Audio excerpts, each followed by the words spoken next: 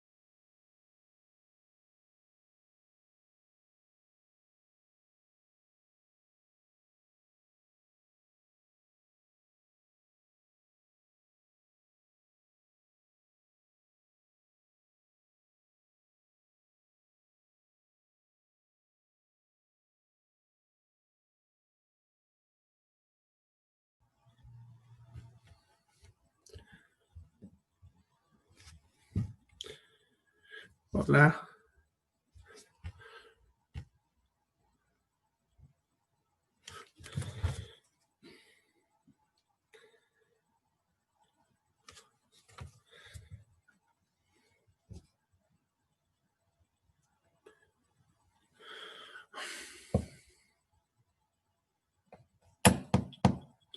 Bien, por fin tengo audio.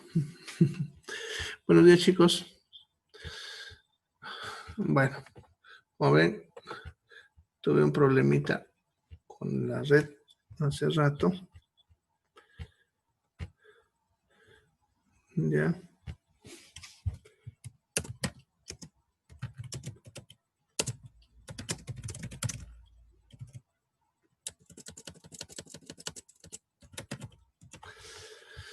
Bien.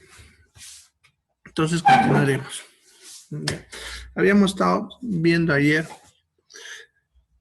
sobre hemodinámica, ¿no? Que era el movimiento de la sangre. Ya. Así que vamos a continuar donde estábamos. Bien, ayer habíamos visto hasta retorno venoso. Les había dicho que el retorno venoso era la sangre que volvía al corazón de todo el cuerpo y dependía de dos cosas. La autorregulación, que es que cada órgano del cuerpo regula cuánta sangre va a recibir o dejar ir, ¿no? ¿Ya? Y la volemia. ¿Ya? ¿Qué es la volemia? Vamos a hablar ahora de lo que es la volemia. Bien, solamente de eso por el momento. Entonces, la volemia es la cantidad de sangre que tenemos en todo el cuerpo, el total de sangre que tenemos. ¿Ya? Ahora, esta cantidad de sangre que tenemos en todo el cuerpo la podemos calcular en base a nuestro peso, ya que la sangre corresponde entre el 5 al 7% de nuestro peso corporal total. ¿Ya? Entonces, si sabemos nuestro peso, podemos saber cuánta sangre tenemos.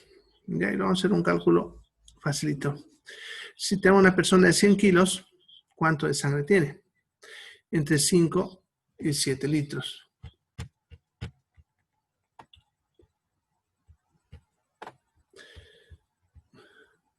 Todavía me sigue molestando. Bien. Entonces, vamos a usar para fines prácticos el valor de 5 litros. Ya, pues ya saben cómo ustedes pueden sacar cuánta sangre tienen ustedes. Y eso es simplemente...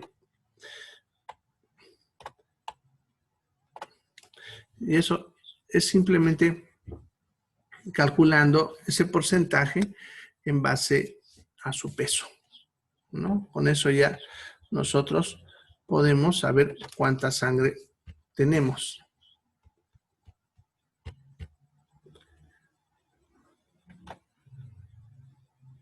A ver, esperemos un ratito.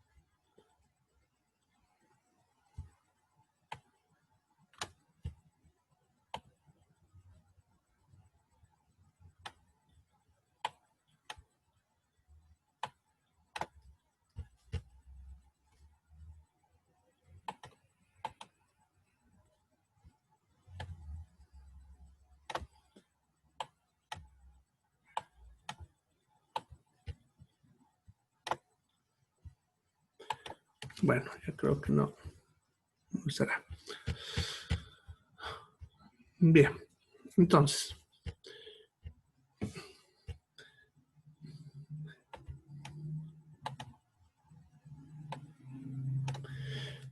vamos a escribirlo aquí abajito.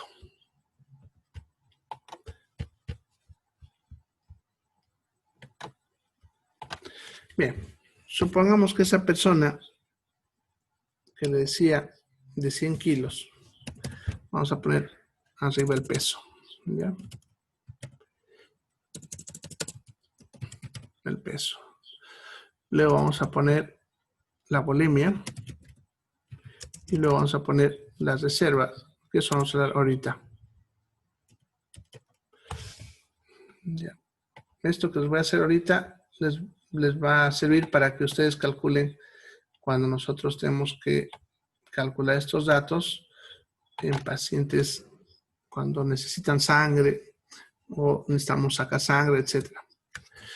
Ya sabemos que una persona de 100 kilos va a tener como bulimia entre 5 y 7. Vamos a usar el valor más bajo, ¿ya? 5 litros. ¿Ya? Esa será su bulimia para esa persona. Para una persona de 50 kilos, ya la bulimia será la mitad, 2,5 litros. ¿Ya? Para una persona de 10 kilos será 0,5 litros. Para una persona de 5 kilos será 0,25 litros.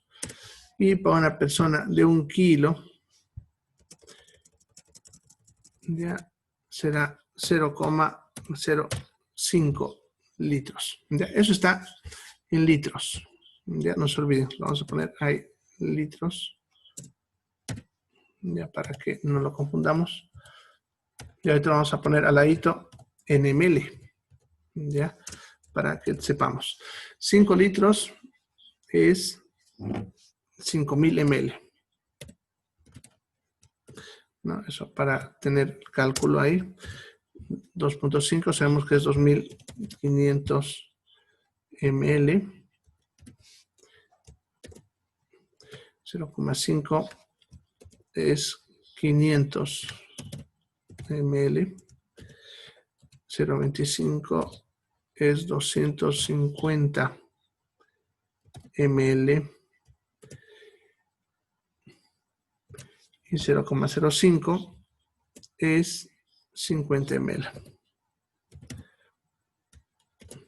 Bien. Vamos a ponerlo ahí, ya para que haya campo para otro.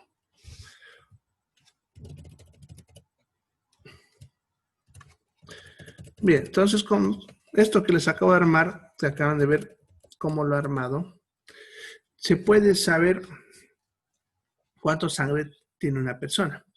¿Ya? Supongamos que una persona tiene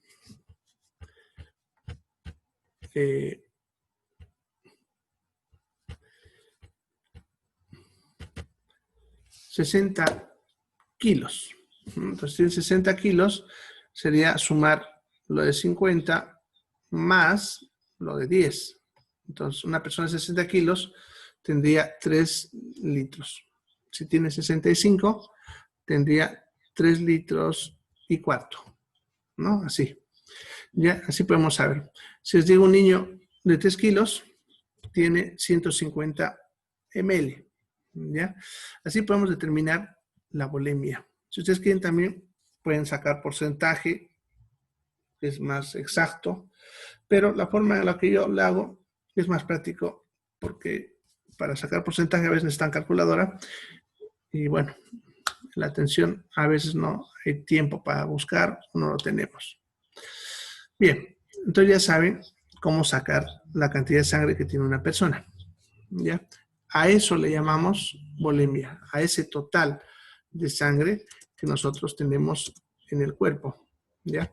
Ahora, hay algo que se le llama reserva sanguínea, que es la cantidad de sangre que podemos perder sin que se altere mi hemodinámica. En otras palabras, tengo cierta cantidad de sangre que yo puedo perder y no ocurrirán cambios importantes y no me afectará de ninguna manera. Ya eso le llamamos la reserva. ¿Ya? Bien. La reserva corresponde al 20% de la volemia, o sea, la quinta parte de la volemia. Entonces, para una persona de 100 kilos que tiene 5 litros de volemia, su reserva será 1 litro, que eso es 1000 ml. ¿Ya? Para una persona de 50 kilos, ya será la quinta parte de eso, que es 500 ml. ¿Ya? Para una persona de 10 kilos será 100 ml. Para una persona de 5 kilos será 50 ml. Y para una persona de 1 kilo, su reserva será de 10 ml. ¿Ya? Bien, eso es lo que puede perder una persona sin que tenga alteración.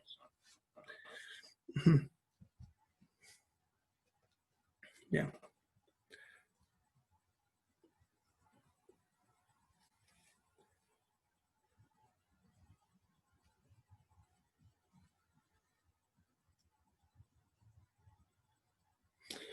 Bien. Entonces, por ejemplo, una persona de 10 kilos, que estamos hablando de un niño, obviamente, ya solamente puede perder hasta 100 ml. ¿Ya? Una persona de 1 kilito, 10 ml. Hay niños de ese tamaño, por si acaso. Hay niños más pequeñitos, generalmente prematuros, ¿no? A veces hay niños tan pequeñitos que entran en la mano, que suelen pesar 800, 700, ¿ya? Entonces, eso baja más todavía, ¿ya? Ahora, cuando uno ve esto, entiende por qué el neonatólogo, cuando el laboratorio le dice, no sirvió la muestra, tengo que tomarle otra muestra de sangre, echa chispas, grita, protesta y dice los peores insultos. Ya saben por qué, porque no pueden perder mucho. No es lo mismo, fíjense, un adulto puede perder otro litro, que eso es un charco de sangre, y él no tendría problemas. En cambio, un niño pierde un poquitito y va a tener problemas. Se dan cuenta, 50 ml, por ejemplo, es la tercera parte de un vaso. 10 ml son 2 cucharillas, perdón. ¿Ya? O sea, es poquita la cantidad. Ya, una pequeña mancha de sangre en un niño puede significar mucho. En cambio, en adulto, generalmente no hay mucho problema. ¿Ya? No sé si alguna vez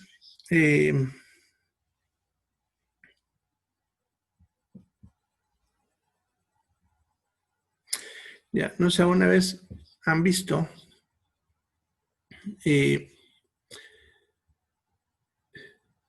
han donado sangre, ¿ya? Para hacer transfusión. ¿Ya? Cuando hablamos de lo que es donar sangre, ¿ya? Sucede que no a cualquiera le van a sacar sangre. Para eso se necesita saber cuántas reservas tiene la persona. ¿Ya? Y si aún vez han ido a donar sangre, saben que lo primero que hacen es pesarte. ¿Ya? Entonces te van a pesar, ¿ya? Y dependiendo de tu peso, te hacen donar. Yo, por ejemplo, cuando voy, ni siquiera me pesan. Uno, porque ya me conocen, y dos, porque con mi tamaño tengo mucha reserva, ¿no? Ese es el detalle. ¿Ya? El peso límite es 50 kilos, y eso que ahorita por seguridad lo están subiendo a 55. ¿Ya? Ya que una persona con 50 kilos, como ven, puede perder 500 ml. ¿Ya? Y para la donación, ya en la donación nos sacan 450 ml. ¿Ya? 450 ml, porque el frasquito donde va la sangre es de 500, pero tiene 50 ml en anticoagulante. Entonces lo que nos saca realmente es 450. Entonces una persona pesa 50 kilos, tiene 500 de reserva, si le sacamos a 450, va a quedar todavía 50 de reserva. ¿Ya? Sin embargo, debido a que, a menos en nuestro medio, muchos pacientes pueden tener muchos tipos de patologías o desnutrición de diferentes formas, entonces por seguridad, como les decía, lo están subiendo un poquitito, ¿no? A 55 o 60. Sí, pero mientras tanto voy a escuchar. Bien.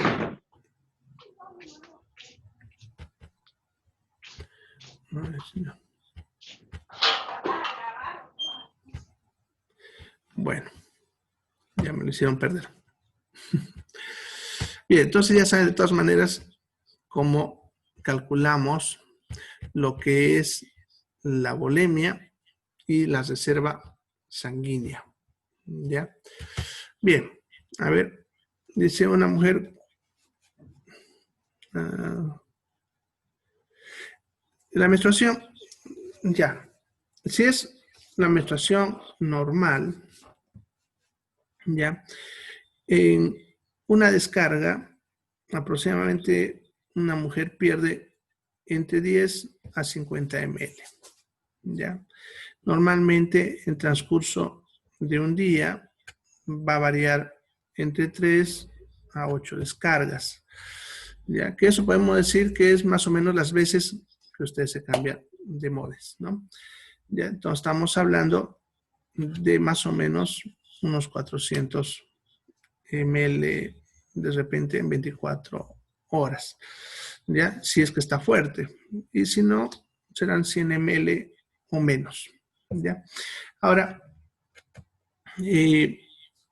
no afecta, ¿ya? En primer lugar, porque en el transcurso de los días que va pasando, va a ir reponiendo, porque tampoco el cuerpo, cuando ustedes pierden sangre, deja que se quede así, va a ir reponiendo, ¿ya? En segundo lugar, la mayor parte de lo que sale en la menstruación no es sangre, ¿ya? Sino es el endometrio, que se ha vuelto líquido, ¿ya? Por lo tanto, la cantidad de sangre que perdemos realmente en una menstruación está alrededor de los 5 a 10 ml, ¿ya? Por descarga. En un día estamos hablando de 80 ml y en unos 3 a 10 días estamos hablando de unos 300 más o menos, lo cual está dentro de lo que es la reserva, o sea, no le afectaría en nada, ¿ya? Bien, entonces, en una menstruación no te va a alterar la reserva sanguínea, ¿ya? Bueno, una metrorragia, pero ya no estamos hablando de menstruación, ¿no? Porque metrorragia no es menstruación. Eso hay que diferenciar. Metrorragia, como su nombre dice, es una hemorragia, ¿no? Y ya no es normal. Si es 14 días, peor. Eso ya no es normal. Cuando salimos de lo normal, ya es otra cosa. ¿Ya? Y en ese caso, obviamente, vas a perder más que tu reserva y te va a afectar, ¿no? ¿Ya? Dependerá también de la intensidad del sangrado, ¿ya? Pero una menstruación normal no te afecta, ¿ya? a la reserva sanguínea, ¿ya? En patologías en las cuales hay hemorragias verdaderas, sí.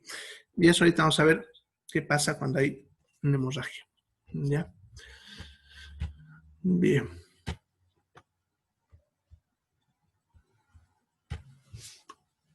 Bueno, entonces, la volemia, como les decía, el total de sangre.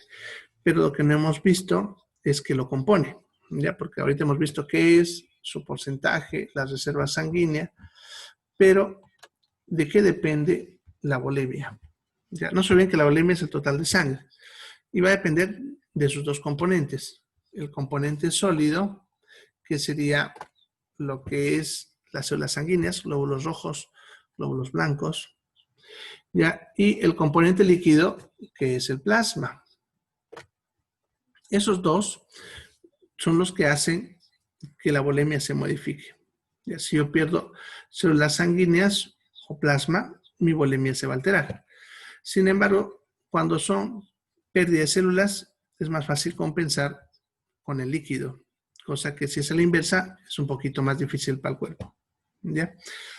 Bien, nosotros podemos saber la relación entre lo que es el componente sólido y el componente líquido. Una prueba bien sencilla que se llama hematocrito, que incluso estaba en la tarea su valor normal. Y sucede que el hematocrito es una prueba en la cual se saca la sangre al paciente y se le coloca en un tubo bien delgadito que se llama tubo capilar. Ya lo voy a mostrar. Es un tubo sin fondo, muy, muy delgado. Es de vidrio y es más delgadito que su mina de su lapicero. A ver, aquí está.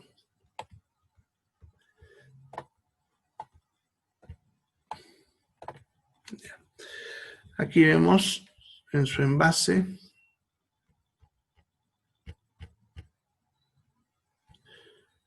ya aquí lo vemos entre los dedos para que vean, se den cuenta de lo que es el tubo y su grosor. Ya es de vidrio, no se olviden. Ya, ahí, por ejemplo, en esta imagen está mostrando llenito de sangre, lo cargamos así al tubo capilar y ese tubo capilar luego lo colocamos en unas máquinas que se llaman microcentrífugas. Aquí ven, para ver su dimensión del tubo, si se fijan, es bien delgadito por dentro, es porque el vidricito es gruesito. Bien, una vez que colocamos sangre en ese tubo, lo colocamos en una plastilina, que es lo que están viendo ahí, que esto es una tablita con plastilina, ¿ya? Para tapar uno de sus extremos y así no se salga la sangre, ¿ya? Una vez que lo hemos taponeado, se coloca en esa máquina que les digo que se llama microcentrífuga, que es una máquina que gira a altísima velocidad. Lo vamos a poner aquí mismo para que lo conozcan de repente.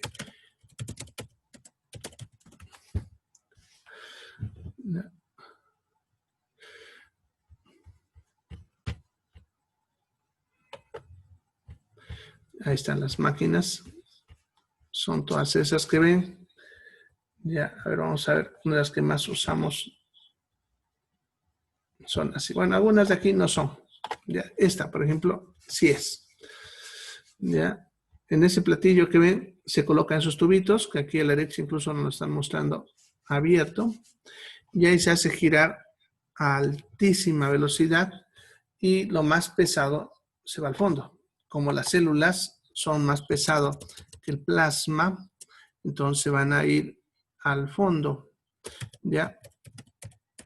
Y cuando se van al fondo, se separan, por lo tanto, del plasma. Entonces, así nosotros podemos ver lo que es la parte sólida y la parte líquida, ¿ya? De ahí se hace un cálculo. Aquí, por ejemplo, vemos, aquí, por ejemplo, un tubo. Miren donde está separado lo que es las células, que es la parte roja, y el plasma, que es lo que está en amarillo, ¿ya? Incluso de esta prueba viene el nombre de glóbulos rojos y glóbulos blancos, porque los glóbulos rojos son todo lo que se va al fondo, y aquí, entre donde cambia entre la parte roja y la amarilla, hay una línea blanquita, que son los glóbulos blancos. De ahí viene su nombre de glóbulo blanco y rojo, porque el microscopio en realidad no tiene color. Una vez que se hace eso, lo que se hace es medir, y aquí justamente nos están mostrando, se mide la distancia desde el borde de la sangre hasta donde estaba originalmente, que es el borde del plasma, arriba. Ya. Vamos a poner con un colorcito para que se note. Ya, desde acá.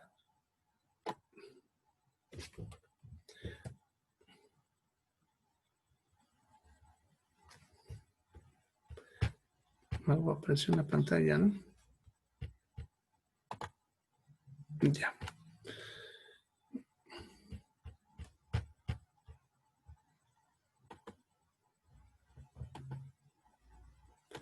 Bien, ahora sí. Ya. Como ven, desde acá hasta acá arriba. Ahí. Se mide esa distancia. Se mide en milímetros. Luego se mide la distancia desde abajo hasta donde se cortan los dos. Luego se saca porcentaje del total a lo que es el corte. Y ese porcentaje es el hematocrit. Los que han hecho su tarea han debido ver que les viene porcentajes, ya en el cual dice el hematocrit, así normal, ¿no? De 40 a 45%, 38 a 45%, así han debido ver los que han estado haciendo la tarea. ¿Ya?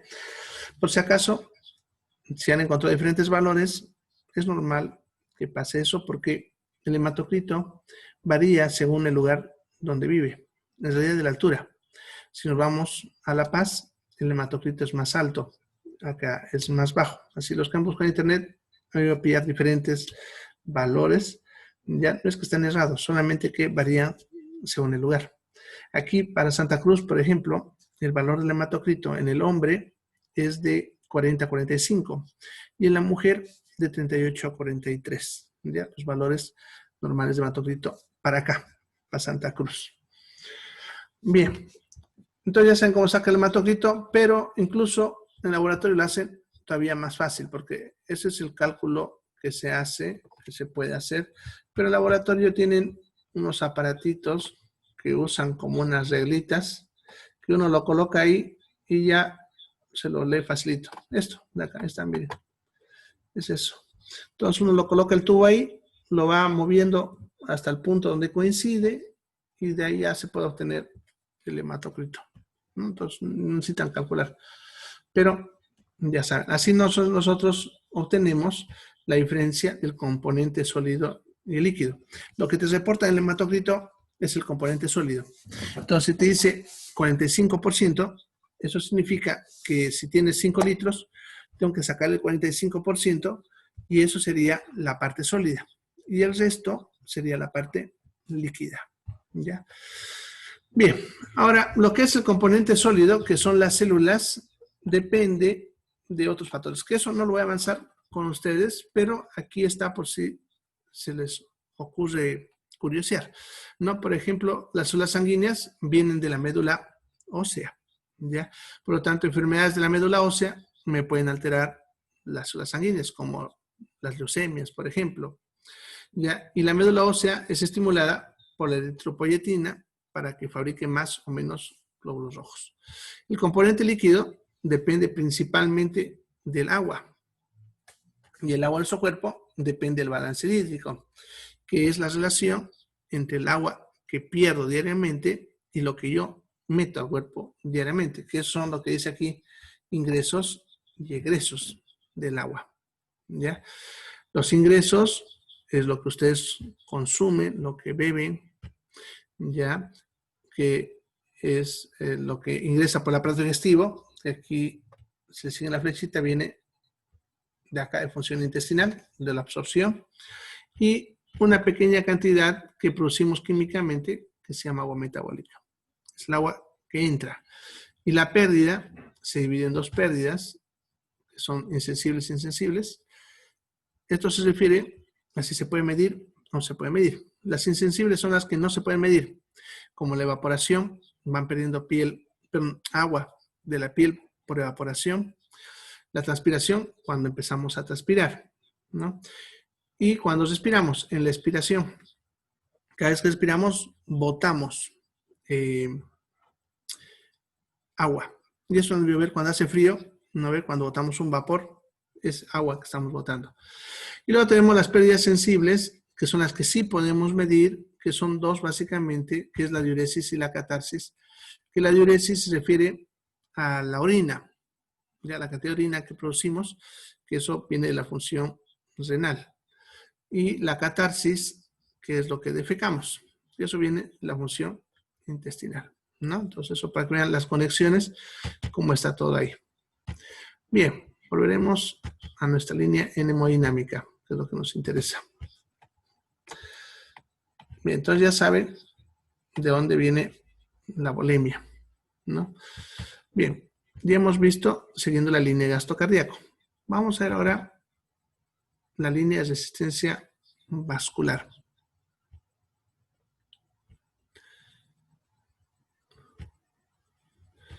Bien, entonces la resistencia vascular sería la fuerza que se opone al avance de la sangre. ¿Ya? Esta fuerza que se opone a que la sangre avance ya está dada por los vasos sanguíneos y depende de 4 factores, como ven. El primero, la superficie interna, la elasticidad de los vasos, la viscosidad sanguínea y el diámetro interno de los vasos. ¿Ya? Vamos a analizar cada uno. Ya, empezaremos con la superficie interna, que por cierto, antes que me olvide, estos 4 factores los podemos dividir en 2 grupos, ya, que serían los que se pueden modificar y los que no se pueden modificar. Justamente los que están arriba no se pueden modificar, van a ir cambiando con los años, ahorita vamos hablando de eso, y los que están acá son los que sí podemos modificar. Los he perdido.